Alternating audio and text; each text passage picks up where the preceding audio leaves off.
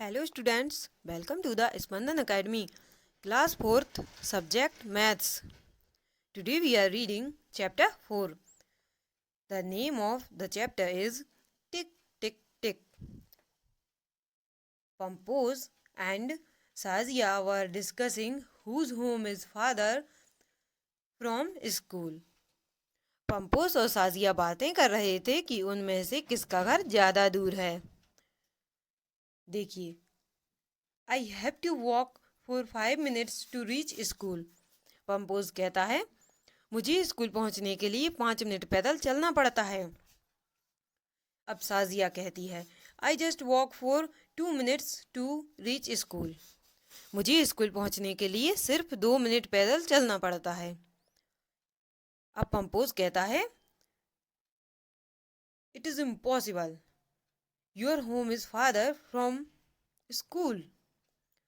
ऐसा हो ही नहीं सकता, तुम्हारा घर स्कूल से ज़्यादा दूर है। But I checked my watch. Sajiya कहती है, पर मैंने अपनी घड़ी से समय जांचा है।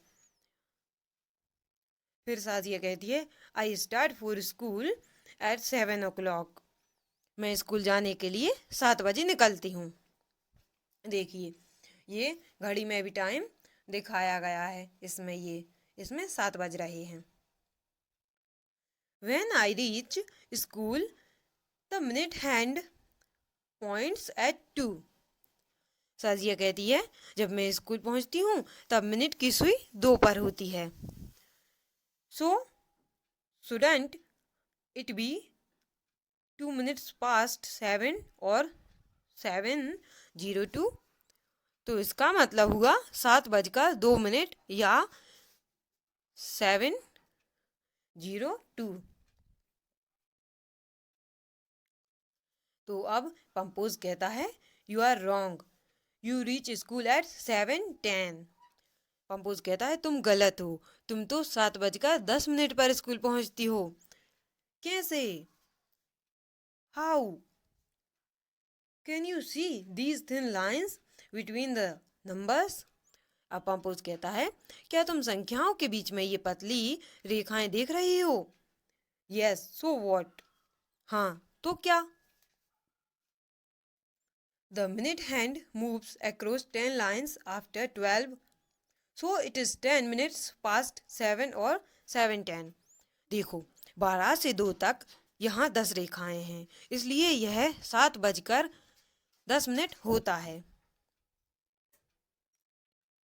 I start for school eight 7। अब पंपोज कहता है, I start for school eight 7। मैं स्कूल जाने के लिए 7 बजे घर से निकलता हूँ।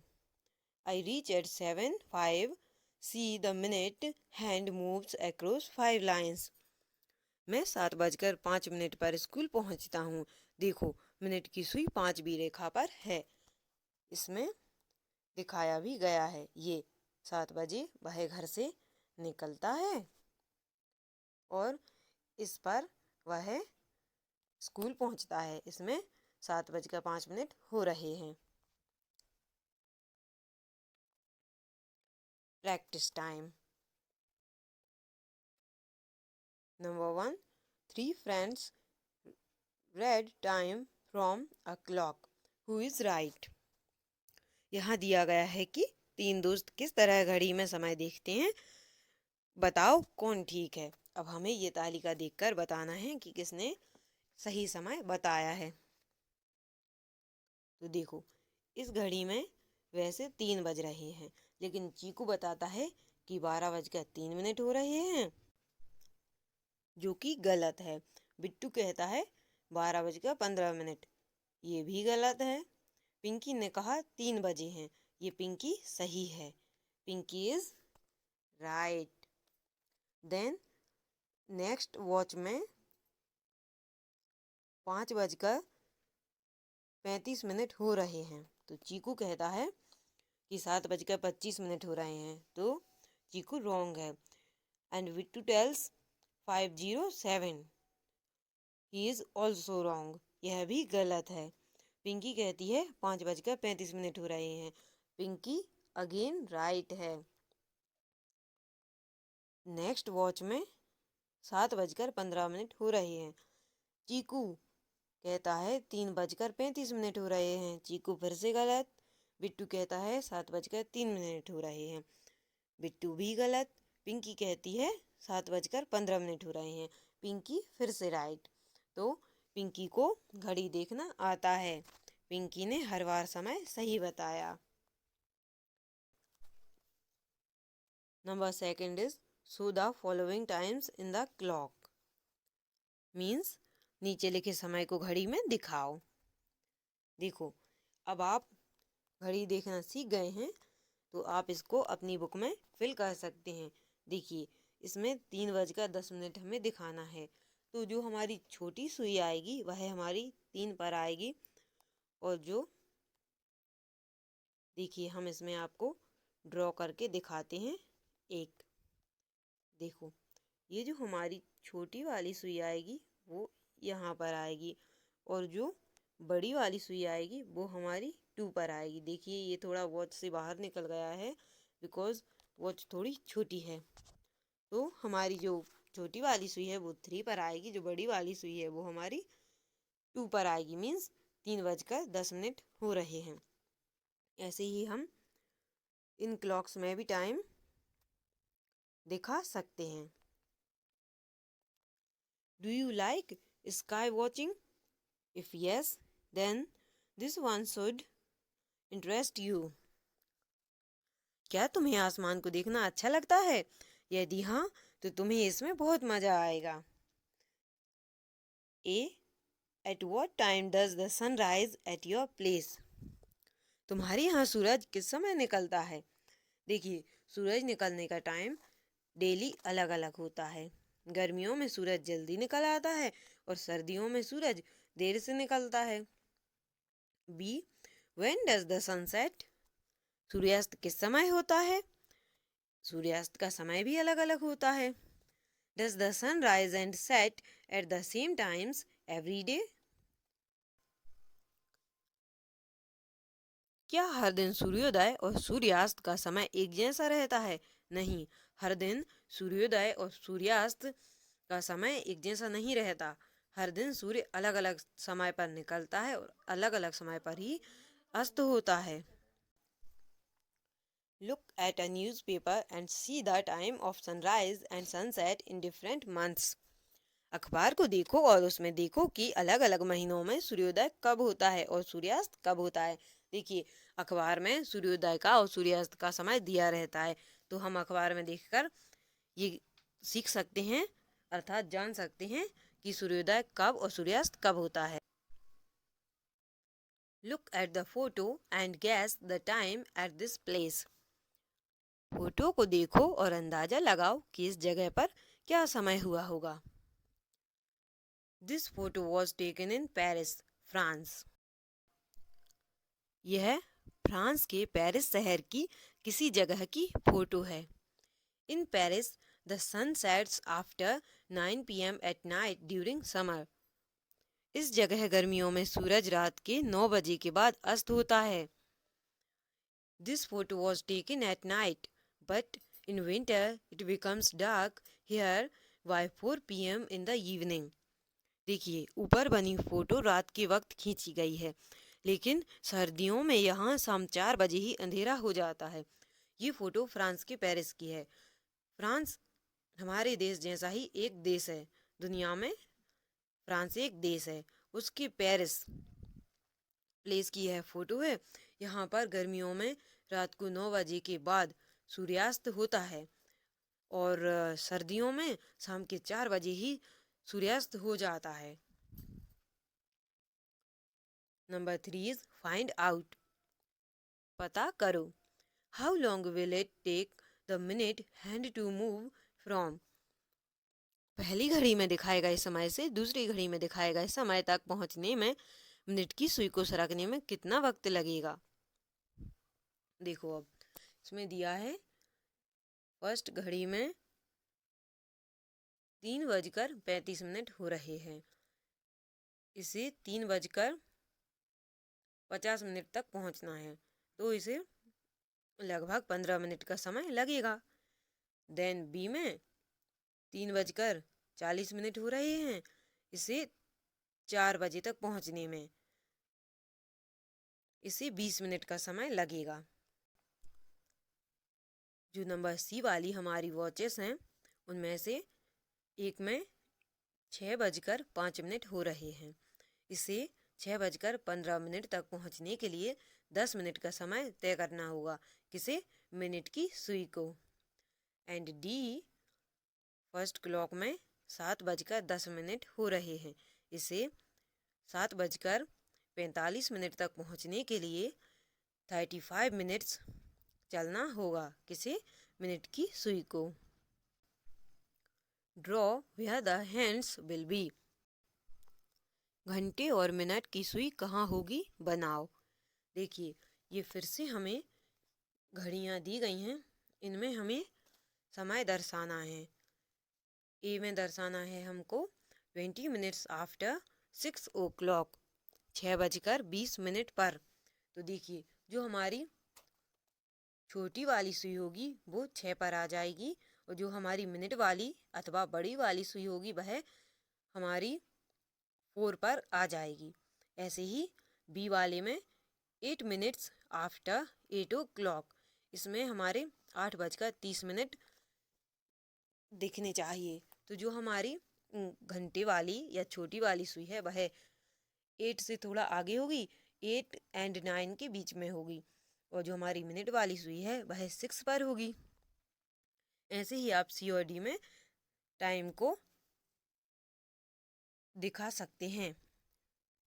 How long does your school assembly take. तुम्हारे स्कूल की प्रार्थना सभा में कितना समय लगता है उसे आपको इस ब्लैंक स्पेस में लिखना है। How long is your lunch break. आधी छुट्टी कितनी लंबी होती है। आपके स्कूल में जो लंच ब्रेक होता है लंच करने के लिए वह कितने टाइम का होता है, कितने मिनट का होता है, वह आपको इसमें लिखना है। How long is your games period. खेल का पीरियड कितना लंबा होता है वह आपको इसमें लिखना है। Is it the same as all the other periods. क्या यह बाकी पीरियडों जितना लंबा होता है। तो इसमें यस या नो लिखना है आपको। अब देखिए the games period and lunch break seem very short are not they. खेल का पीरियड और आधी छुट्टी का समय बहुत छोटा लगता है, ठीक है ना। हाँ ये समय छोटा तो लगता है क्योंकि लंच टाइम में भी हम जल्दी से लंच करने के बाद खेलने लगते हैं और खेल का पीरियड तो खेलने में कब निकल जाता है पता ही नहीं चलता।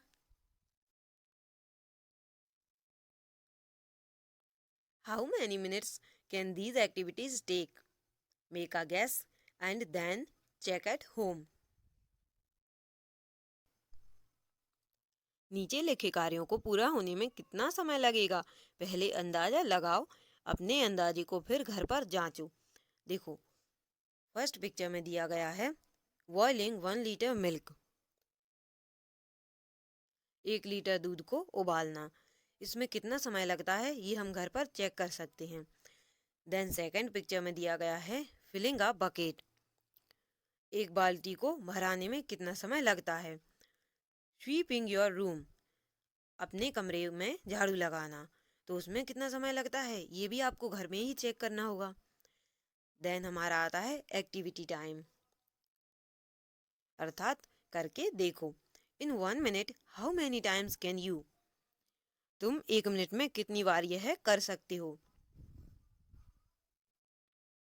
ए स्नैप योर फिंगर, चुटकी बजाना, 1 मिनट में तुम कितनी बार चुटकी बजा सकते हो। बी स्किप अ रोप, रस्सी कूदना, 1 मिनट में कितनी बार रस्सी कूद सकते हो। यह तुम्हें सामने जो ब्लैंक स्पेस दिए गए हैं उसमें लिखना है। सी जंप अप एंड डाउन, ऊपर नीचे कूदना, यह भी आपको इस ब्लैंक स्पेस में लिखना है। Write more such fun activities in this column, कुछ और ऐसे मजेदार खेल सोचो और खाली जगह में भरो। देखो ये 3 ऊपर दिए गए हैं, ऐसे ही आपको एक और सोचना है अथवा आप और भी सोच सकते हैं। उनमें से किसी एक को जो डी कॉलम दिया गया है उसमें आपको लिखना है और उसमें कितना टाइम लिखना लगता है वो आपको उसके सामने वाले कॉलम में लिखना है। तो चलिए हम आगे बढ़ते हैं। Here is another challenge for you. How long can you? देखो, तुम्हारे लिए एक चुनौती है, तुम कितनी देर तक यह कर सकते हो। ए, स्पीक नॉन स्टॉप, बिना रुके बोलना, तुम कितनी देर तक बिना रुके बोल सकते हो, बोल के देखना, ठीक है, मजा आएगा। B, stand on one leg, एक टांग पर खड़े होना, यह भी आप करके देखना, बहुत मजा आता है। जितना टाइम आप एक टांग पर खड़े रह सकते हैं, फिर वो टाइम आप अपनी बुक में नोट कीजिएगा। सी, सिंग विदाउट अ ब्रेक, बिना रुके गाना है। देन आपने कितने टाइम तक ये गा पाया, वो टाइम को आपको इस ब्लैंक स्पेस में लिखना है। How long do you take to, तुम्हें इनमें कितना समय लगेगा। A, run a 50 metre race, 50 metre की दौड़ में। B, collect 50 pebbles from the ground, मैदान से 50 कंकड़ चुनने में। सी, काउंट 1 to 100, 1 से 100 तक गिनने में। तो देखिए, ये जो पिक्चर में दी गई है, ये कहती है हु इज द विनर, कौन जीता। इसे कितनी खुशी है जानने की। Let's look at the clock again, solve this one. एक बार फिर घड़ी को देखो और पता करो। A, the minute hand started from 2, how many minutes will it take to come back to 2 again, minute की सुई 2 से चली, उसे दोबारा 2 तक आने में कितने मिनट लगेंगे। देखो, ये मिनट की सुई है, मिनट की सुई को 2 से चलकर दोबारा 2 तक आने में लगभग 60 मिनट इसको लग जाएंगे। लगभग क्या, 60 मिनट्स ही लगेंगे। B, what happens to the hour hand, does it also move, how long will it take to move from one number to the next, क्या घंटे की सुई भी घूमती है, उसे एक संख्या से दूसरी संख्या पर पहुंचने में कितना समय लगेगा। देखिए, घंटे की सुई घूमती है और उसे एक संख्या से दूसरी संख्या पर पहुंचने में 1 घंटा लगता है। Look around you and list the activities that take about 1 hour to complete. अब अपने आसपास देखो और उन कार्यों की सूची बनाओ जिन्हें पूरा होने में लगभग 1 घंटा लगता हो। और ऐसे आपको 5 कार्य देखने हैं और इन 5 खाली जगहों में भरना है। How long does it take to cook dinner at home, घर में रात का खाना बनने में कितना समय लगता है। More than an our, less than an our, 1 घंटे से ज़्यादा या 1 घंटे से कम, ये आप ध्यान से देखकर इसमें फिल कर सकते हैं। Ask your father if he can cook as fast as your mother does, yes oblique no, अपने पिताजी से पूछो कि क्या बेबी खाना उतनी ही जल्दी बना सकते हैं जितनी जल्दी तुम्हारी माँ बनाती हैं। तो अपने पिताजी से पूछिएगा और इसमें यस या नो पर टिक कीजिएगा। Which games take less than an hour to finish, कौन से खेल 1 घंटे से कम समय में पूरे हो जाते हैं। देखिए, आप लोग गेम्स तो खेलते ही हैं, तो आप घर से टाइम देख कर निकलिएगा और फिर से आके देखिएगा, तो आपको पता चल जाएगा कि कौन से गेम 1 घंटे से पहले ख़त्म हो जाते हैं और फिर इसमें लिख देना। How long does a football match take, एक फुटबॉल मैच कितने समय का होता है। इसके लिए आप एक फुटबॉल मैच देख सकते हैं, टीवी पर भी देख सकते हैं और इसमें लिख सकते हैं।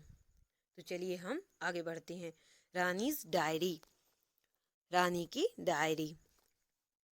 कम let's go to see my new baby sister, आओ मेरी छोटी बहन को देखने चलें।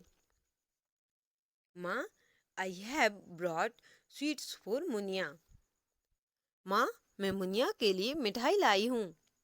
But she can't eat, she is too small, माँ कहती हैं पर वह नहीं खा सकती, वह अभी बहुत छोटी है। and she doesn't even talk. और वह बोलती भी नहीं है. She will start doing all this slowly as she grow up. माँ कहती हैं जैसे जैसे वह बड़ी होगी धीरे धीरे ये सब करने लगेगी.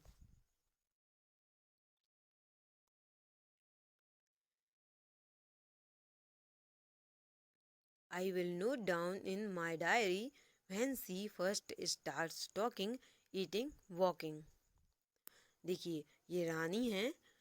ये रानी कहती है मैं अपनी डायरी में लिखूंगी कि कब उसने बोलना, खाना व चलना शुरू किया. Here are some pages from Rani's diary. यहाँ रानी की डायरी के पन्ने हैं. तो चलिए हम देखते हैं रानी ने अपनी डायरी में क्या क्या लिखा है. 5 March 2005 Muniya is born today.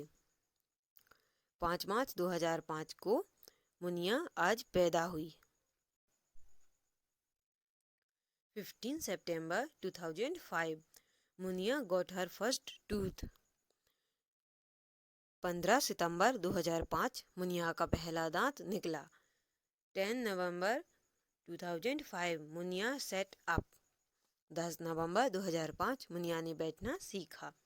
20 नवंबर 2005 मुनिया ने घुटनों के बल चलना शुरू किया. 5 जनवरी 2006 मुनिया स्टूड अप. 5 जनवरी 2006 मुनिया पैरों पर खड़ी हुई. 5 सितंबर 2005 मुनिया ने एक केला खाया. 2 फरवरी 2006 मुनिया स्टार्टेड वॉकिंग. 2 फरवरी 2006 मुनिया ने चलना शुरू किया. Mark these in the correct order on Muniya's time line. Muniya की समय रेखा में इन्हें सही क्रम में लिखो. देखो अब हम इन्हें सही क्रम में लिखेंगे. तो सबसे पहले हमारा आएगा 5 मार्च 2005 क्योंकि इस दिन मुनिया का जन्म हुआ था. देन हमारा आएगा 5 सितंबर 2005 मुनिया ने केला खाया. देन हमारा आएगा 15 सितंबर 2005 मुनिया का पहला दांत निकला. देन हमारा आता है 10 नवंबर 2005 मुनिया सेट अप. मुनिया ने बैठना सीखा. देन 20 नवंबर 2005 मुनिया स्टार्टेड क्रॉलिंग अर्थात मुनिया ने घुटनों के बल चलना शुरू किया. देन हमारा आता है 5 जनवरी 2006 मुनिया स्टूड अप. मुनिया पैरों पर खड़ी हुई. देन हमारा आता है 2 फरवरी 2006 मुनिया स्टार्टेड वॉकिंग. मुनिया ने चलना शुरू किया. तो ये हमारा ऑर्डर हो गया मुनिया की टाइमलाइन का. Muniya got her first tooth in September. How many months old was she then? How many months have passed from March to September? देखिए मुनिया का पहला दांत सितंबर में निकला. तब वह कितने महीने की थी? मार्च से सितंबर तक कितने महीने बीत गए? देखिए जब मुनिया का दांत निकला तब वह 6 महीने की थी. मार्च से सितंबर तक 6 महीने बीत गए. How old was Muniya when? Muniya कितनी बड़ी थी जब? ए सी फर्स्ट सेट अप. वह बैठी. तो देखिए मुनिया सेट अप. मुनिया ने बैठना सीखा था 10 नवंबर 2005 को. तो नवंबर में हमारा टाइम 8 महीने निकल गया है. तो मुनिया 8 महीने की हो गई है जब उसने बैठना सीखा. सी गॉट हर फर्स्ट टूथ. उसका पहला दांत निकला. तो ये तो हमने अभी देखा था कि मुनिया का पहला दांत 6 महीने में निकला था. What did she do first? उसने पहले क्या किया? First walking, eating a banana, चलना या केला खाना. तो पहले उसने केला खाना सीखा. Second is crawling oblique standing, घुटनों के बल चलना या खड़े होना. तो पहले उसने घुटनों के बल चलना सीखा। देन उसने खड़े होना सीखा। रानी had a pet puppy. After 2 weeks, it opened its eyes. She watched it grow like this. रानी के यहाँ एक लाडला पिल्ला था। 2 सप्ताह के बाद उसने आंखें खोलीं। रानी ने पिल्ले को इस प्रकार बढ़ते हुए देखा। देखिए, अब इसमें एक पिल्ले को बढ़ते हुए दिखाया गया है। पिल्ले की ग्रोइंग कैसे होती है उसे इसमें दिखाया गया है। After 3 weeks, it got its first teeth and started eating. 3 सप्ताह में उसके खाने के दांत निकले और उसने खाना शुरू किया। After 4 weeks, it started walking around but was still wobbling. 4 सप्ताह बाद उसने आसपास चलना शुरू किया पर डगमगाते हुए। It had a full set of teeth by the time it was 7 months old. 7 महीने में उसके सारे दांत आ चुके थे। After 1 year, it was a grown-up dog and got its own puppies. 1 साल बाद वह एक पूरी कुतिया थी और उसके अपने पिल्ले थे। तो आप देख सकते हैं कि मानव में और जंतु में विकास में कितना अंतर होता है। Now, make a timeline of this dog's life in your notebook. अब अपनी कॉपी में कुतिया के जीवन की समय रेखा बनाओ। Note the differences between Muniya and रानी's puppy. Muniya और रानी के पिल्ले के बारे में नीचे लिखी गई बातों की तुलना करो। देखो, इसमें ये टेबल दी गई है। इसमें हमें इन पॉइंट्स पर तुलना करनी है और इनमें लिखना है। Positions started walking. चलना शुरू किया। तो हमारी जो मुनिया थी उसने चलना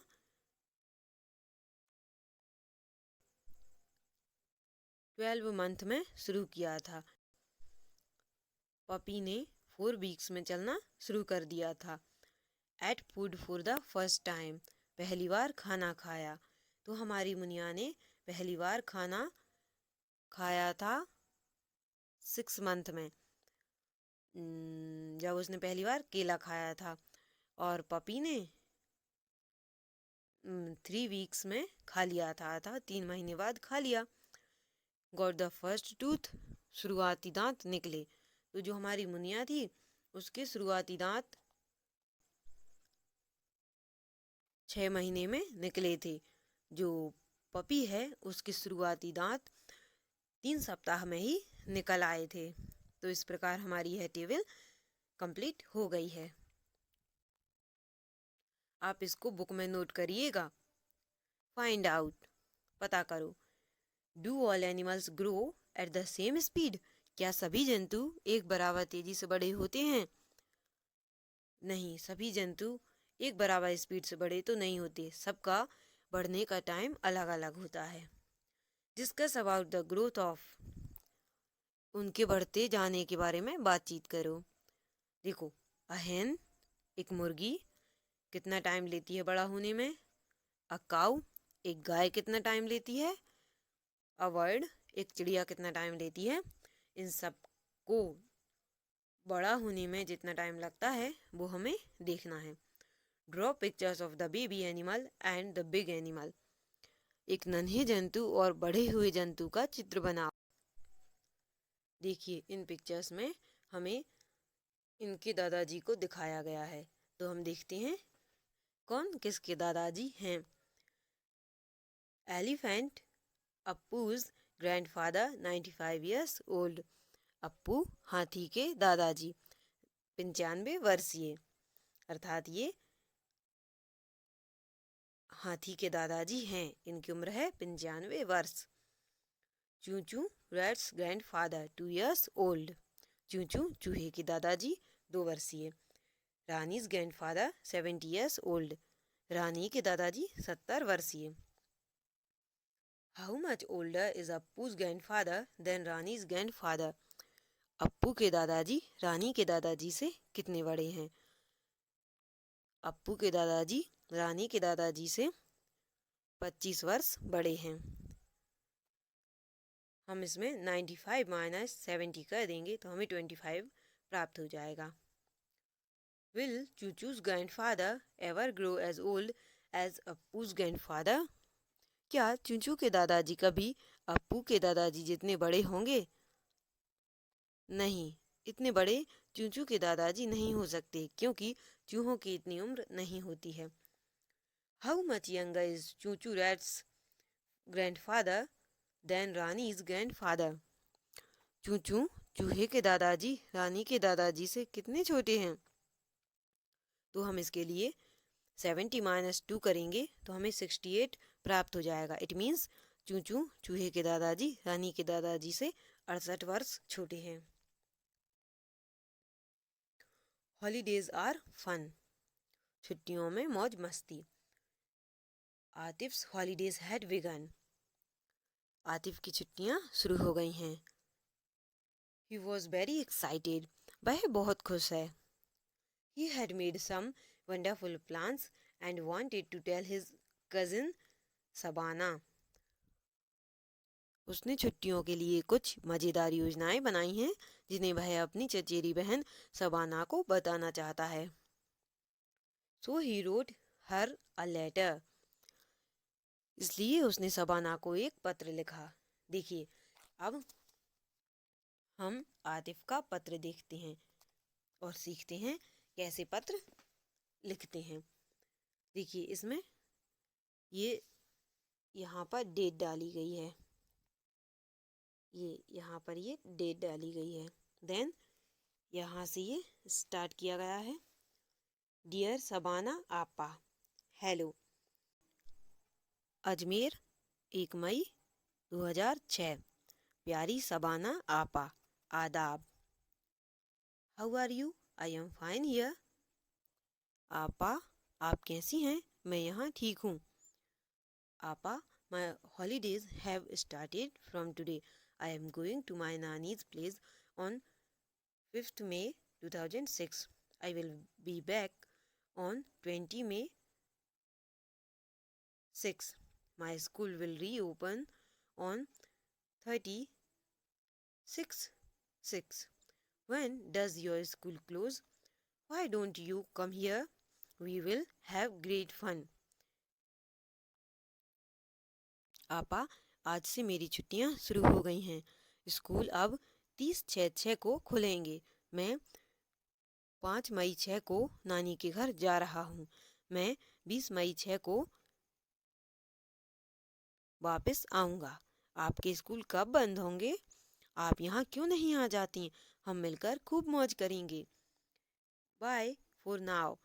खुदा हाफिज। Atif. Sabana, who stays in Nagpur, got this letter on 6 May 6. She wrote back to Atif.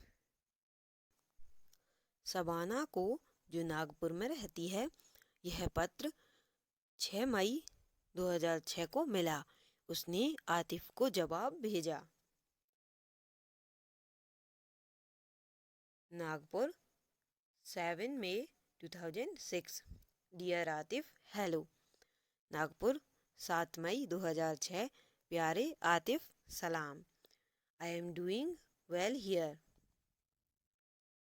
I got your letter yesterday. Happy holidays. My school will close on 1st June 2006. मैं यहाँ ठीक हूँ। मुझे कल तुम्हारा पत्र मिला। छुट्टियाँ मुबारक। मेरा स्कूल 1 जून 2006 को बंद होगा और 10 अगस्त को खुलेगा। It will reopen on 10th August. I will go on a school trip to Goa and will return on 7 June 2006. I will try to come to Ajmer after that. Bye, Sabana. मैं school trip पर गोवा जा रही हूँ और 7 जून 2006 को वापस आऊँगी। उसके बाद मैं अजमेर आने की कोशिश करूँगी। अलविदा, Shabana. Atif wrote his letter on 1 May 6. You remember how we write a date in numbers? Atif ने अपना पत्र 1 मई 2006 को लिखा। क्या तुम पत्र की तारीख पढ़ना जानते हो? 156 is 1 May 2006. 156 का मतलब हुआ 1 मई 2006। Now write which dates these stand for. अब नीचे लिखी तिथियां बताओ। देखो इसमें ये लेफ्ट साइड में दी गई हैं कुछ डेट्स। इनको पढ़कर हमें राइट साइड में जो ब्लैंक स्पेस है उसमें लिखना है। जैसे फर्स्ट दी गई है 556 मीन्स 5 मई 2006। ऐसे ही आपको ये 3 और फिल करना है। Write these dates in numbers. नीचे लिखी तिथियों को अंकों में लिखो। देन ये जो नीचे 3 डेट्स दी गई हैं इन्हें हमें नंबर्स में लिखना है इन ब्लैंक स्पेसेस में। How long did it take the letter to reach from Ajmer to Nagpur. पत्र को अजमेर से नागपुर पहुंचने में कितना समय लगा? देखिए पत्र 1 मई को सेंड किया गया था मीन्स 1 मई को भेजा गया था और शबाना को 6 मई को मिला मीन्स इसमें 5 दिन लगे। How many days will Atif spend at his nannies place. Atif अपनी नानी के घर कितने दिन रहेगा? तो आतिफ 5 मई को जा रहा है और 20 मई को वापस आ जाएगा। इट मीन्स वह अपनी नानी के घर 15 डेज रहेगा। Fill in the table. नीचे लिखी तालिका को पूरी करो। Dates and number of days. देखो इस तालिका में तारीख दी गई है और दिनों की संख्या दी गई है। इसे आपको फिल करना है जो आप ऊपर से देखकर फिल कर सकते हैं। Who has got longer holidays, Shabana और आतिफ। किसकी छुट्टियां ज़्यादा हैं, शबाना की या आतिफ की? तो ये भी हमें ऊपर से देखकर फिल करना है। Which long holidays do you get in school, fill the table. तुम्हारे स्कूल में और कौन सी लंबी छुट्टियां होती हैं उन सब की तिथियों के बारे में लिखो। तो ये भी आपको अपनी स्कूल की छुट्टियों के अनुसार फिल करना है।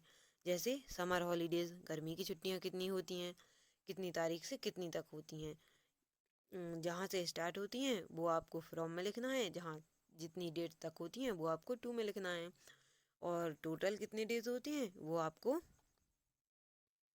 नंबर ऑफ डेज में लिखना है। देन ऑटम ब्रेक अर्थात जो शरदकालीन छुट्टियां होती हैं जो सर्दियों में आती हैं, जो सर्दियों से पहले आती हैं वो लिखना है। देन विंटर ब्रेक सर्दी की छुट्टियां। देन वार्षिक परीक्षा के बाद की छुट्टियां। वार्षिक परीक्षा के बाद जो छुट्टियां होती हैं उनको हमें इस टेबल में भरना है। On 15 May 2006, Chandran went to a shop to buy butter. 15 मई 2006 को चंद्रन मक्खन खरीदने एक दुकान में गया। He checked the packet to see if this butter was safe to eat.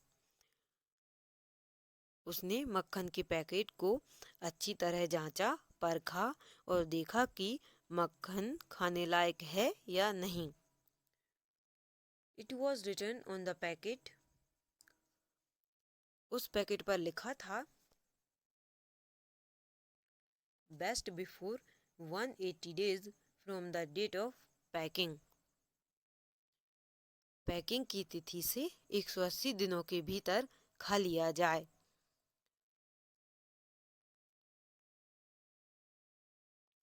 Then he checked the date of packing. It was 15 January 2006. फिर उसने packing की तिथि देखी, वह थी 15 जनवरी 2006 अर्थात 2006। Help him find out if he should buy this butter or not. तुम उसकी यह पता लगाने में मदद करो कि उसे मक्खन खरीदना चाहिए या नहीं। In which month was the butter packed? मक्खन को किस महीने में पैक किया गया था? मक्खन को जनवरी में पैक किया गया था। Which month will it be 180 days after 15 January 2006? 15 जनवरी 2006 के 180 दिन बाद को कौन सी तिथि होगी?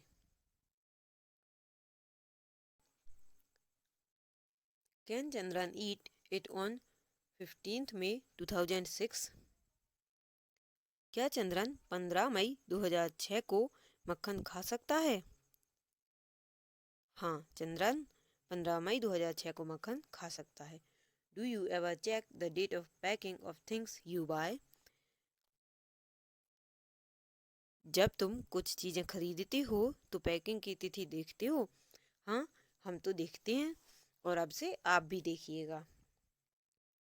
Have you seen medicines which have the expiry date written on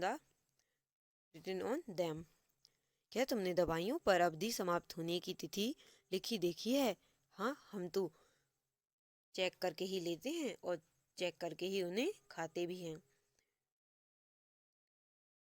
It tells you after which date it is unsafe to take the medicine.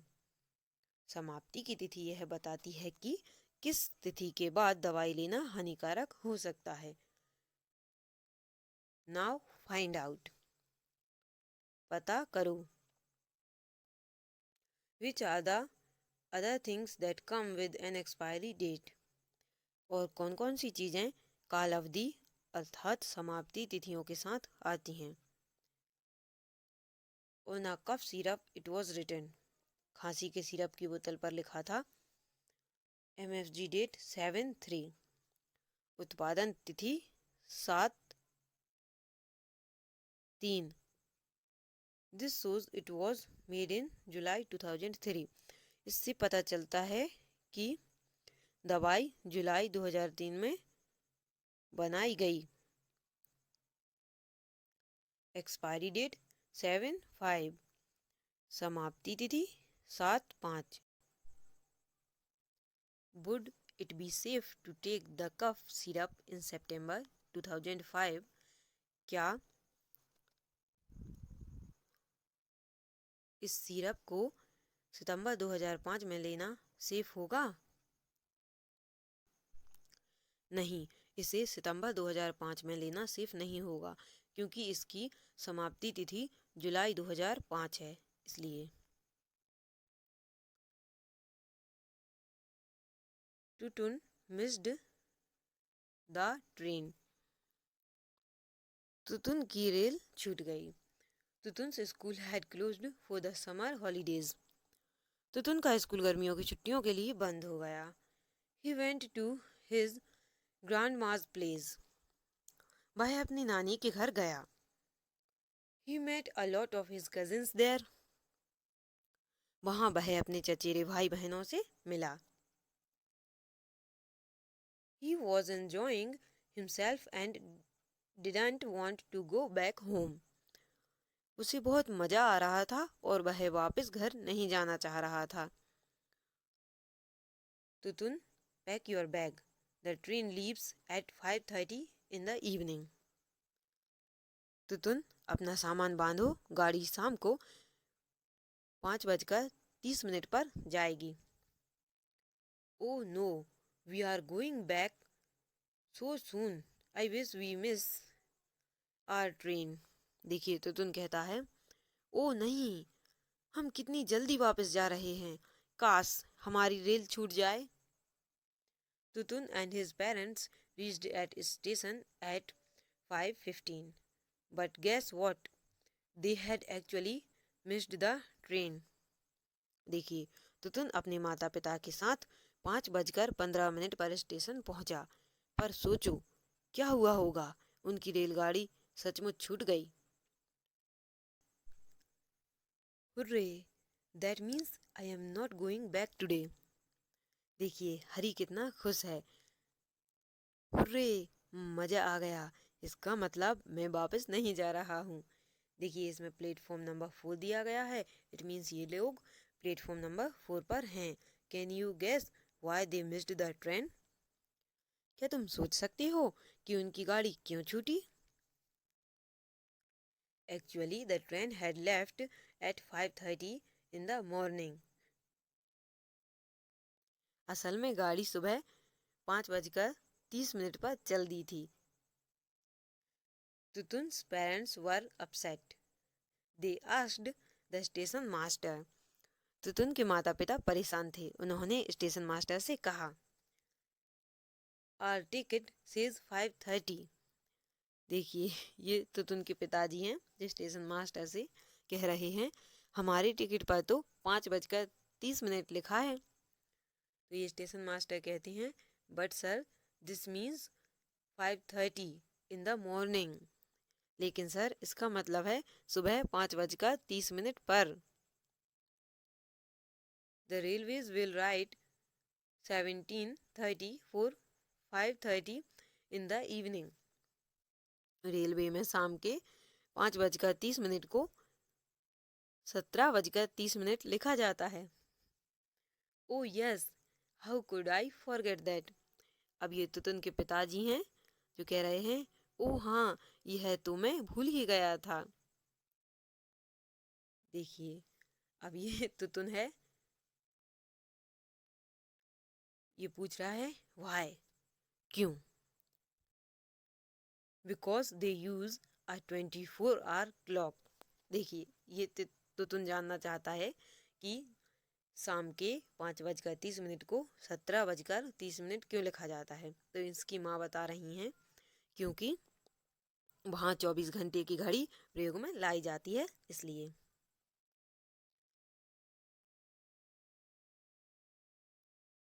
Look at this chart. It tells the difference between your watch and a 24 hour clock. Try to complete it. इस chart को देखो, यह तुम्हारी घड़ी और 24 घंटे वाली घड़ी में अंतर बताता है। इसे पूरा करने की कोशिश करो। यह आप स्वयं से कीजिएगा, इससे आपको पता चलेगा कि आप कितना सही कर रहे हैं और कहाँ मिस्टेक कर रहे हैं। Now, can you tell why a 24 hour clock is called so? क्या अब तुम बता सकती हो कि इसे 24 घंटे वाली घड़ी क्यों कहा जाता है? Suppose a train leaves at 8:30 at night. The time written on the railway ticket would be. मान लो कि गाड़ी रात 8:30 पर छूटती है, तो रेलवे टिकट पर क्या समय लिखा होगा? तो रेलवे टिकट पर लिखा होगा 20:30। In a 12 hour clock, each time comes twice in a day. 12 घंटे वाली घड़ी में एक ही समय 2 बार आता है। So 5:30 in the morning is 5:30 a.m. 5:30 in the evening is 5:30 p.m. 5:30 सुबह के 5:30 a.m. and 5:30 शाम के 5:30 p.m. What about 12:30 in the afternoon? दोपहर 12:30 पर कितना समय होगा? That is 12:30 p.m. After 12 o'clock at noon, we use till midnight. यह 12:30 p.m. है। दोपहर 12 बजे से मध्य रात्रि तक हम p.m. कहते हैं। You must have noted the time of sunrise and sunset. तुमने सूरज के उगने और डूबने का समय जरूर देखा होगा। Write here using here AM and PM. उसी समय को AM और PM का प्रयोग करते हुए लिखो। Where have you seen a 24 hour clock being used? 24 घंटे वाली घड़ी को तुमने कहाँ कहाँ प्रयोग में आते देखा है? तुमने जहाँ भी 24 घंटे वाली घड़ी को प्रयोग में आते देखा है, उसको आपको यहाँ लिखना है। Now in this way, this chapter is completed. Thank you.